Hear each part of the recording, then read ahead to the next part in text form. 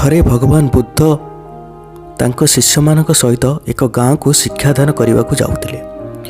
ସେହି ଗାଁ ପୂର୍ବ ରାସ୍ତାରେ ସେମାନେ ଅନେକ ଗାତ ଖୋଳା ଯାଇଥିବାର ଦେଖିଲେ।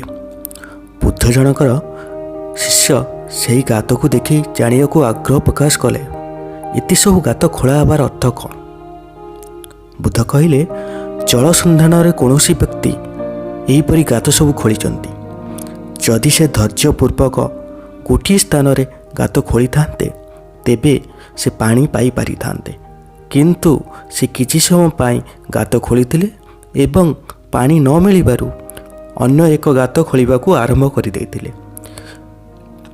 କହିବାର କଥା ହେଲା, ଯଦି ଆମେ ଯେକୌଣସି କାମ କରୁଛନ୍ତି, ଯଦି ତାକୁ ଧୈର୍ଯ୍ୟପୂର୍ଣ୍ଣ ସହିତ ଏବଂ ନିଜର ପରିଶ୍ରମ ସହିତ, କଠିନ ପରିଶ୍ରମ ସହିତ ଆମେ ସେ କାମଟିକୁ କରିବା, ତାହେଲେ ଆମେ ଲକ୍ଷ୍ୟସ୍ଥଳରେ ପହଞ୍ଚି ପାରିବା।